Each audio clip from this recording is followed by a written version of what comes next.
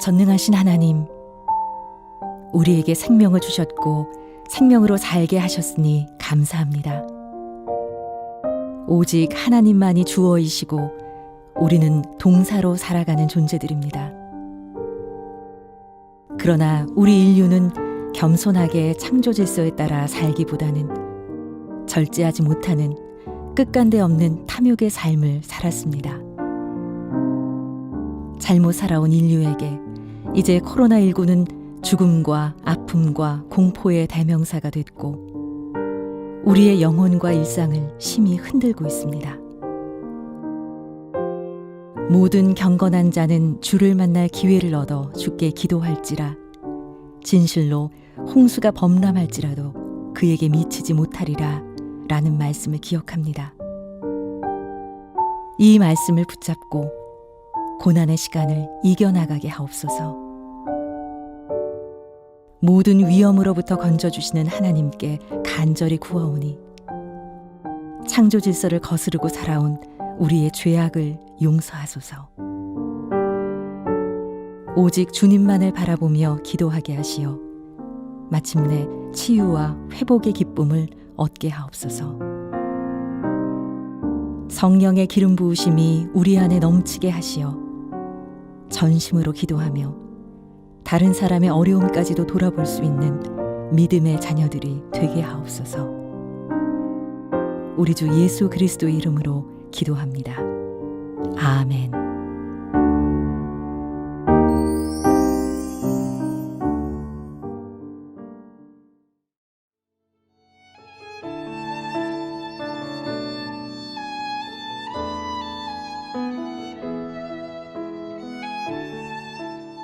이에 비유로 이르시되 무화과 나무와 모든 나무를 보라.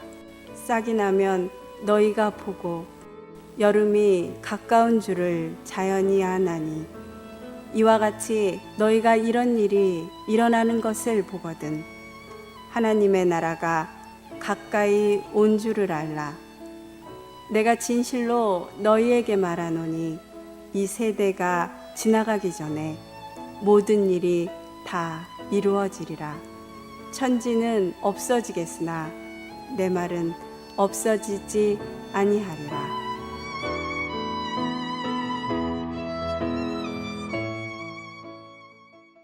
많은 일정 때문에 매니저가 필요하다면 예수님께서 매니저가 필요하지 않으실까요?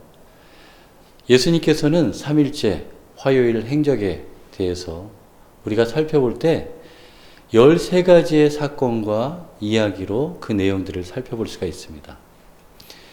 예수님께서는 13가지의 많은 사건들, 예루살렘 마지막 고난주간을 통해서 화요일날 이 많은 일들을 살펴볼 수가 있는데 오늘은 그 많은 일정 중에 단 2가지의 이야기들을 통해서 화요일을 통해서 주님께서 우리에게 주시는 메시지를 함께 나누고자 합니다. 예수님께서 월요일날 예루살렘을 향하여 오르시던 길에 무화과 나무를 보시게 됩니다. 그리고 무화과 나무를 향해서 먹을 것을 구하였지만 먹을 것을 얻지 못하였습니다. 그리고 이 무화과 나무를 향하여 예수님께서는 저주를 하십니다. 그리고 그 다음 날 이 무화과 나무 앞을 지나가던 무리 중에 베드로는 이 무화과 나무가 뿌리채 말라 있음을 보게 됩니다. 바로 예수님께서 월요일 무화과 나무를 저주하셨음에 이 나무는 뿌리까지 말라있게 되었던 것입니다. 우리 예수님은 창조주 하나님이시기 때문에 그 말씀에 권위가 있으십니다. 그리고 우리 예수님께서는 우리의 모든 만물을 창조하신 분이시기 때문에 모든 것들을 다스리시는 능력이 있으신 분이십니다. 우리 예수님은 모든 것을 창조하신 하나님이 되어주십니다. 이 무화과 나무 사건을 통해서 우리가 알 수 있는 것은 우리를 창조하신 하나님이 바로 예수님이시라는 것입니다. 그리고 그 예수님의 말씀에는, 그 예수님의 능력에는, 그 예수님의 행동에는 권위가 있으시다는 것입니다. 이렇게 권위가 넘치시는 예수님에게 너는 무슨 권위로 이렇게 사람들에게 가르치느냐라고 이야기했던 무리들이 있습니다. 바로 대제사장들과 율법학자들과 그리고 이스라엘의 많은 사람들이었습니다. 예수님께서는 예루살렘에 나타나셔서 난데없이 기괴한 행동을 하셨던 분이십니다. 성전에 올라가셔서 성전에 기물을 파는 사람들, 물건을 파는 사람들을 향해서 그 상을 뒤에 엎으시고 하나님의 성전은 만민이 기도하는 집이라고 선포하셨던 분이십니다. 그리고 이러한 가르침 가운데에 하나님의 성전이 어떠한 역할과 어떠한 기능으로 하나님 앞에 이루어져야 하는지 알게 하신 예수님께서는 많은 사람들을 하나님의 말씀으로 가르치시고 하나님의 나라를 선포하시고 그 하나님의 나라를 살아갈 수 있도록 인도하셨습니다. 이러한 모습들을 보게 된 대제사장과 율법학자들은 하나님의 말씀을 가르치는 예수님을 향하여 너는 도대체 어떠한 권위를 가지고 하나님의 사람들을 혹은 백성들을 가르치느냐라고 반문하게 됩니다. 우리는 이런 하나님의 말씀을 가르치는 예수님의 능력이, 그 권세가 어떠한 권위로부터 우리에게 임하는지 우리는 두 가지의 이야기를 통해서 깨달을 수 있어야 하겠습니다. 먼저 두 가지의 비유의 이야기 중 하나는 포도원의 농부들의 비유입니다. 포도원에 주인이 있었습니다. 그런데 이 주인은 농부들에게 그 밭을 맡기고 멀리 여행을 떠나게 됩니다.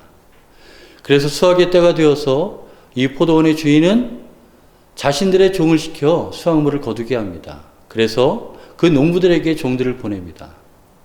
그런데 이 종들을 향해서 이 농부들은 때리고 돌로 쳐 죽이게 됩니다. 그래서 더 많은 종들을 보내서 똑같이 수확물을 요구합니다. 그런데도 여전히 그 농부들은 악한 행동을 하게 됩니다. 마지막으로 아들을 보냅니다. 그들은 여전히 악한 모습으로 포도원 주인을 대하게 됩니다. 이때 예수님께서 질문하십니다. 포도밭 주인이 와서 그들을 어떻게 하겠느냐라고 질문하십니다. 여러분들은 어떠한 결과를 생각하십니까? 예수님께서는 예수님의 마지막 때, 예수님의 재림, 예수님의 죽으심을 이야기하면서 이 비유를 들려주십니다. 하늘의 권위를 가지신 예수님께서는 많은 사람들을 향하여, 예수님을 배척하고 예수님을 알지 못하는 자들을 향하여 포도밭 주인이 와서 그들을 어떻게 하겠느냐라고 마지막 때에 그들의 반응을 되돌아볼 수 있는 질문을 하십니다. 또 화요일에 주님께서 남기시는 또 하나의 비유의 메시지는 두 아들의 비유입니다. 아버지는 두 아들에게 원하는 것이 있었습니다. 아버지께서 원하시는 것은 첫째 아들과 둘째 아들에게 동일하게 밭에 나가서 일을 하는 것이었습니다. 그래서 아버지는 첫째 아들에게 이야기합니다. 예, 밭에 나가서 일 좀 하렴 이라고 이야기합니다. 그런데 첫째 아들은 네 하고 대답합니다. 똑같이 아버지는 둘째 아들에게 요구합니다. 밭에 나가서 일 좀 하렴. 근데 둘째 아들은 싫어요 라고 대답합니다. 그런데 그 결과 첫째 아들은 네 하고 대답했지만 밭에 나가서 일을 하지 않았습니다. 그리고 둘째 아들은 싫어요 라고 대답했지만 밭에 나가서 일하여 아버지의 뜻에 순종하는 모습을 보여주게 됩니다. 이때 예수님께서 질문하십니다. 누가 하나님의 뜻대로 행한 자가 되겠느냐라고 질문하십니다. 여러분, 첫째 아들과 둘째 아들 중에 누가 하나님의 뜻대로 행한 자가 되겠습니까? 우리 예수님은 권위가 가득하신 분이십니다. 우리를 창조하신 하나님의 권위가 넘치시는 분이십니다. 그리고 말씀의 권위가 넘치시는 분이십니다. 그 권위 있으신 그 하나님, 우리 예수님께서 우리를 이 땅의 말세 가운데에 그리고 마지막 때 가운데에 주님의 고난을 이해할 수 있도록 오늘 화요일의 행적들을 우리 가운데 허락하셨습니다. 마지막 때에 주님께서 우리에게 물으실 수 있습니다. 포도밭 주인이 와서 그들을 어떻게 하겠느냐? 예수님께서 여러분들에게 어떻게 하시기를 원하십니까? 예수님께서는 이 땅 가운데 십자가의 고난을 통하여 화요일의 행적을 통하여 이 땅의 재림과 이 땅의 마지막과 이 땅에 예수 그리스도의 심판이 있음을 우리 가운데에 알게 하고 있습니다. 이러한 예수님의 권위 앞에 우리는 대답할 수 있어야 합니다. 누가 하나님 아버지의 뜻대로 행한 자인가에 대한 대답 앞에 권위 있으신 예수님의 뜻을 따라 우리가 이 땅의 마지막 때의 주의 사명을 이루는 주님의 종으로 온전히 살아가는 것, 그것이 바로 우리 가운데 권위 있으신 예수님을 따라 주님의 뜻대로 하나님의 아버지의 뜻대로 행하는 사람들의 모습이 되어질 것입니다. 함께 기도하겠습니다. 사랑의 하나님 감사합니다. 우리를 창조하신 하나님의 권위가 우리의 삶 가운데 고백되게 하여 주시고 우리의 일상 가운데 고백하게 하시니 감사합니다. 고난주간의 셋째 날 화요일의 행적들을 통해서 예수님의 은혜를 나누게 하여 주시고 예수님이 우리 가운데 찾아와 하나님 아버지의 뜻대로 행할 수 있는 자들이 되어질 수 있도록 인도하심에 우리의 마음을 주님 앞에 내어드리고 순종하며 말씀 앞에 낮아질 수 있는 귀한 하루 되어질 수 있도록 축복하여 주시옵소서. 살아계신 예수님의 이름으로 기도드립니다. 아멘.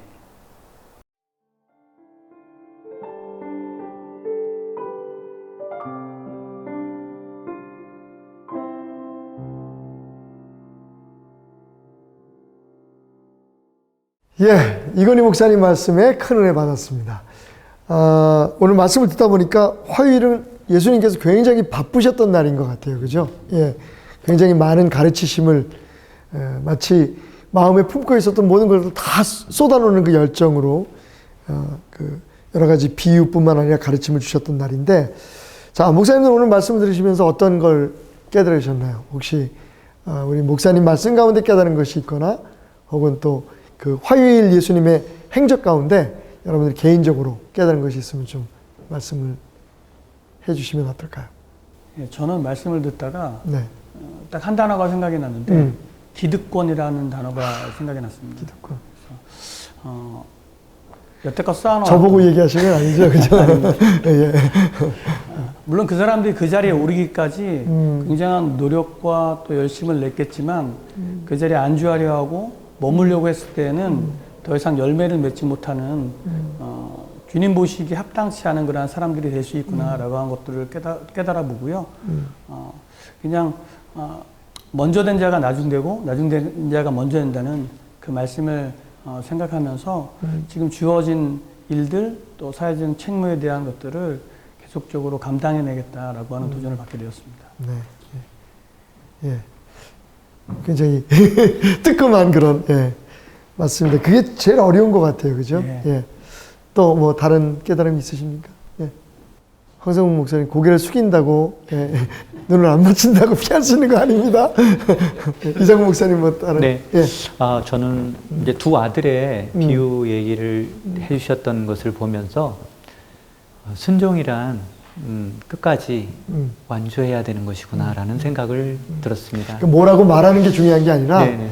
실제적으로 순종은 순종이 예, 순종, 예. 순종인 거예요. 순종이, 그죠? 예. 그래서 끝까지 정말 지금은 순종하지 못하는 사람이라 할지라도 그 말씀을 듣고 언젠간 끝까지 순종할 수 있게 된다면 주님께서 인정하시고 받아주시고 안아주시지 않겠나 그런 깨달음이 있었습니다. 예. 순종은 순종해야 순종이다. 예, 그런 말씀 아주 좋은 말씀. 갑자기 생각이 났습니다. 네. 예. 그 말씀을 덮으려다가 예. 그 23절 말씀에 그 예수님께서 성전에 들어가서 가르치실 때 네가 무슨 권위로 가르치냐고 도전을 하죠. 예. 예. 근데 제가 궁금한 거는요. 네. 이 당시에 그러면은 네. 그러니까 말씀을 가르칠 때 그 누구에게 권위가 주어져야지만 가르치는 게 뭐 율법이나 이런 게 나와 있었는지. 예. 그러니까 그 말씀을 가르칠 질문하시는 거니까 깨달으시는 거예요. 예, 이건희 목사님 대답하시면 돼요. 궁금한 게 생겼습니다. 이게 예, 이건희 목사님 대답.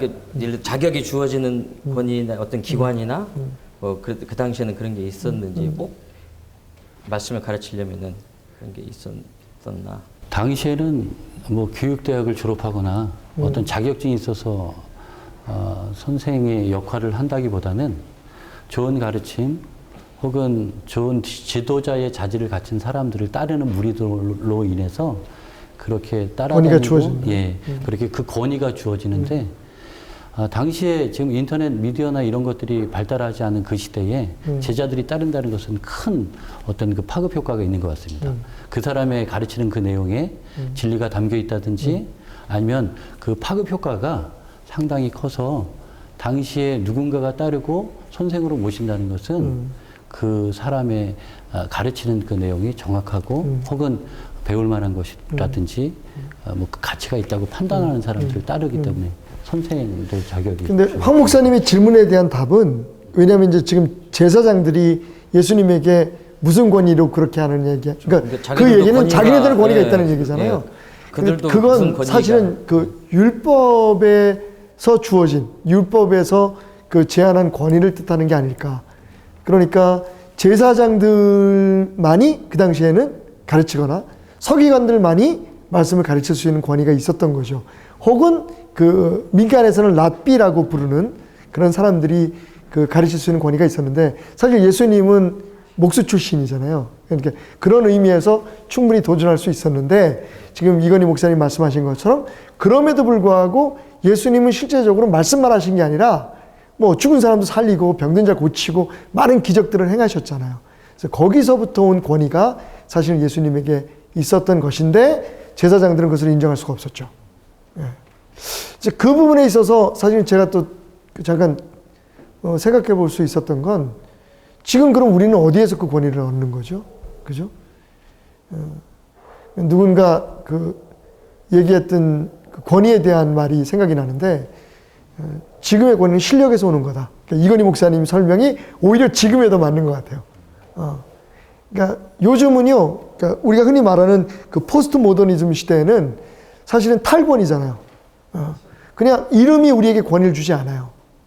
제사장들이 중요한 것처럼 우리는 율법이 정한 제사장이다. 그러니까 지금 우리 이 시대, 우리는 신학대학 나오고 대학원 나오고 목사 안수 받았어, 난 목사야. 그러니까 그게 더 이상 이 시대의 사람들에게는 별로 호소력이 없는 주장이라는 거죠.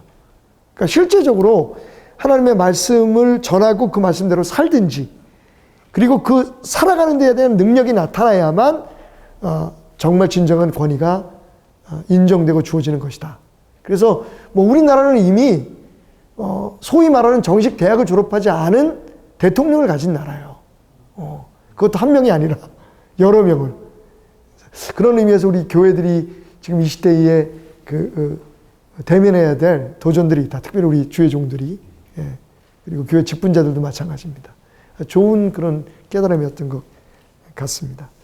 자, 오늘 본문 말씀이 누가복음 21장 29절부터 33절까지 말씀이었는데요.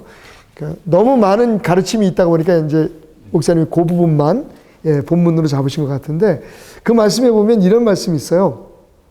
이에 비유로 이르시되 무화과 나무와 모든 나무를 보라. 싹이 나면 너희가 보고 여름이 가까운 줄을 자연히 아나니 이와 같이 너희가 이런 일이 일어나는 것을 보거든 하나님의 나라가 가까이 온 줄을 알라. 그러니까 어떤 징조가 있다는 거죠, 그죠? 혹시 이제 오늘 우리가 나누는 심층 토크는 이런 주제입니다.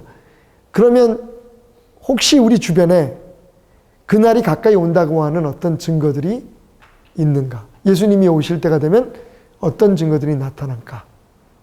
성경에 보면 사람들이 자기를 사랑하고 돈을 사랑하고 어떤 하나님으로부터 멀어지는 그런 관념들이 많이 더 지금 우리가 그런 시대를 살고 있죠, 그죠? 또 사실 요즘 이제 그래서 많이 회자되고 있는 말인데, 이제 코로나 바이러스라든지 성경에 다 예견되어 있는 재앙들이다. 그래서 주님이 오실 날이 가까이 왔다. 주장하는데, 얼마나 가까이 가는지는 모르지만 분명한 건 예전보다 가까워졌다. 그래서 어쩌면 오늘 그 심판의 권위를 가지시고 오시는 주님이 우리 앞에 서 계신지도 모른다고 하는 마음을 가지고 살아야 되지 않겠나 생각이 드네요. 또 어떤 다른 증거들이 있을까요? 예수님이 많아지는 시대를 살고 있는 것 같습니다. 좀 이게 몇 분 만나보셨나요? 이 의미는 무슨 말인지 알 것 같아요. 그런 의미입니다. 그래서 다 자기가 예수라고 하는 사람들이, 그러니까 뭐 이시성을 가진 예수님도 계시고 누구라고 얘기 안 하겠지만 결국에 예수님에 대한 정체성에 대해서 예수님이 누구신지에 대해서 말씀하시는 성경에 대해서 흐리게 만드는 또 다른 예수님의 모습에 많은 성도들을 유혹하고 현혹하는 시대가 된 것 같습니다. 예. 지금 말씀하시는 증거들이 다 지금 현실적으로 나타나고 있는 증거들이잖아요. 그러니까 주님이 분명히 가까이 오고 계신다는 것은 맞다. 그죠? 예. 자, 오늘도 큰 은혜를 함께 나누었습니다. 여러분 어떠십니까? 어떤 아프리카 선교사의 책상 위에 쓰여져 있었던 문구, Perhaps today. 어쩌면 오늘일지도 몰라. 주님이 그 권위를 가지고, 심판할 권위를 가지고 오실 날이 오늘일지도 아니면 지금일지도 모른다는 그런 마음을 가지고 이 고난주간 주님과 함께 십자가를 지고 그 길을 따라가는 저와 여러분이 되셨으면 좋겠습니다.